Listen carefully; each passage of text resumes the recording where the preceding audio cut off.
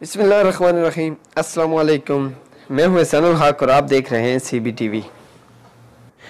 इस वीडियो में हम तब्दीली का पोस्टमार्टम करने जा रहे हैं।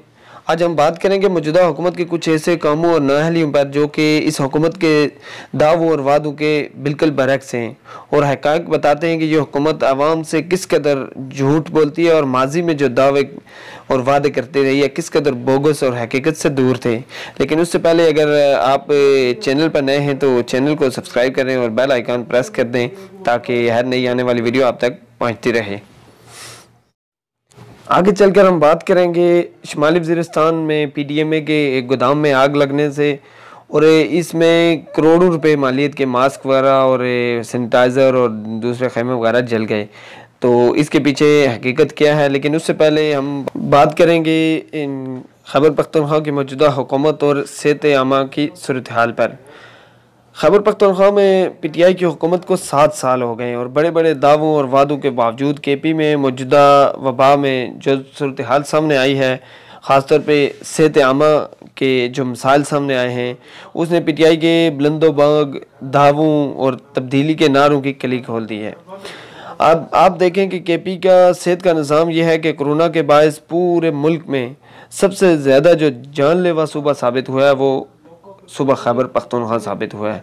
यानी कि पूरे पाकिस्तान में जो 16-17 हज़ार केसेस हैं उनमें 6,000 केसेस जो है पंजाब में, तकरीबन 6,000 के करीब ही केसेस जो है सिंध में, और बाकी जो केसेस हैं तो ये मरीज़ मुतासरा मरीज़ हैं। लेकिन इनमें हलाकतों की तादाद अगर देखी जाए तो सिंध में 6,000 में 118 हलाकतें, पंजाब में 6,000 में 106 हलाकतें, जबकि KP में सिर्फ 2799 मरीज़ हैं और 161 हलाकतें हैं।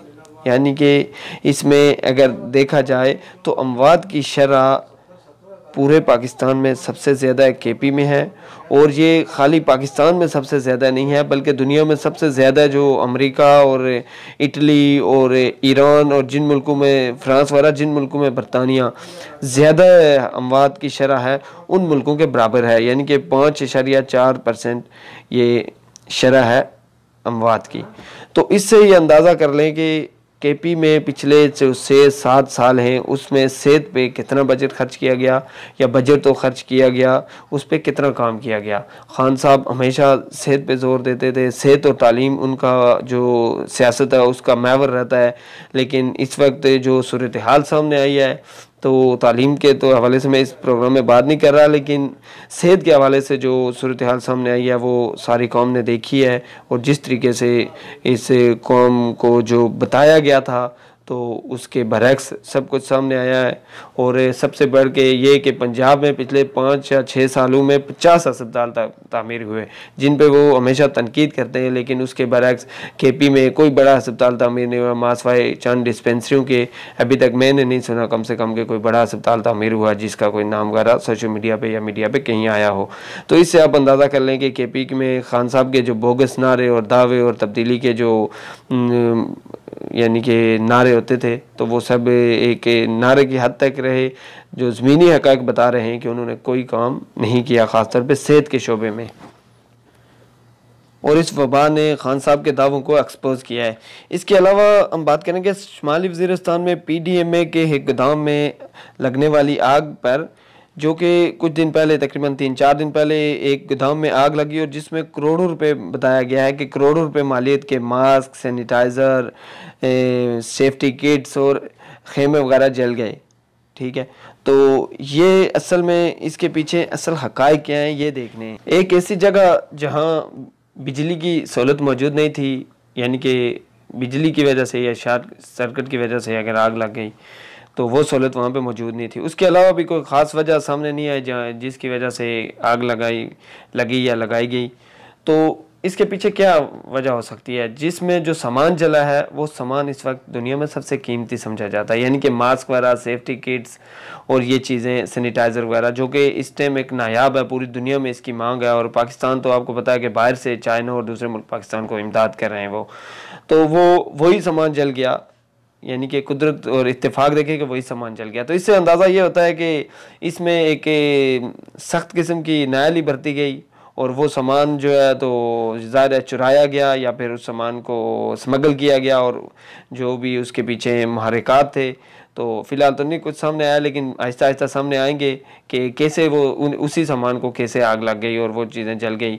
और जो उन्होंने शेल्टर दिखाया है तो उस शेल्टर में इतने करोड़ों मालियत के ये सामान मतलब कि क्यों एक ही शेल्टर में रखा हुआ था और वो लोगों तक पहुंचाया क्यों नहीं था। सामान वाकई जल गया या फिर इसके पीछे कोई और ड्रामा हुआ। दोनों सूरतों में ये गलती हुकूमत की है और इसमें शदीद गफलत और नाअहली है। इसके अलावा पाकिस्तान में एहसास प्रोग्राम के तहत जो गरीबों में 12-12 हज़ार रुपया तकसीम किया जा रहा है, तो उसमें भी खैबर पख्तूनख्वा में बेकायदगियाँ सामने आई हैं। और उसमें भी जिन जिन हलकों में हुकूमती वज़रा जो PTI के वज़रा हैं वो जीते हुए हैं जिन हलकों से, तो उन हलकों में उनको कुछ लोगों को ज़्यादा दिया गया, और उसके बरक्स जिन हलकों से वो हारे हुए हैं या ख़ास तौर पे कुछ जो बैकवर्ड इलाके हैं तो उनको नज़रअंदाज किया गया। इसकी एक मिसाल ये है कि वज़ीर आला जो खैबर पख्तूनख्वा है उनका जो हलका है तो उसमें 90,000 लोगों को, यानी कि स्वात में 90,000 लोगों को ये दिया गया है। एहसास प्रोग्राम के तहत 12-12 हज़ार रुपया लोगों को नाम आया है, जबकि उसके बरक्स शुमाली वज़ीरिस्तान में देखें आप तो वहाँ के सिर्फ 40 लोगों का नाम आया है इस लिस्ट में।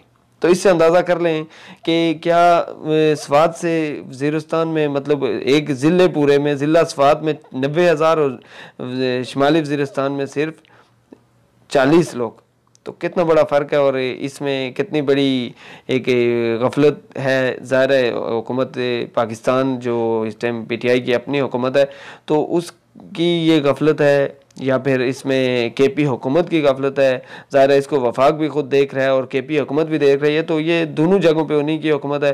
तो ये एक बहुत बड़ा वज़ीरिस्तान के साथ जो ज़्यादती की जा रही है तो इस पे भी हुकूमती नाअहली खुल के सामने आई है।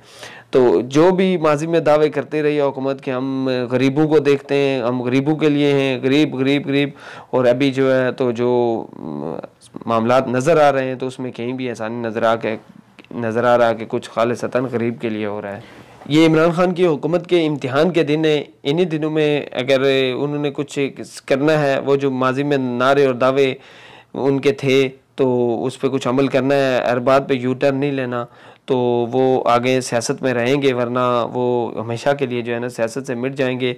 और इसी तरह रोज़ाना इस चैनल पे आपको तब्दीली का पोस्टमार्टम मिलेगा। एक वीडियो रोज़ाना इंशाल्लाह अपलोड होगी और अब बाकायदगी से तब्दीली का पोस्टमार्टम इसी नाम से मैं ये प्रोग्राम शुरू कर रहा हूँ।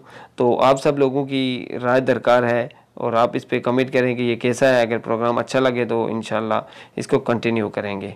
वीडियो अच्छी लगे तो लाइक करें और दोस्तों के साथ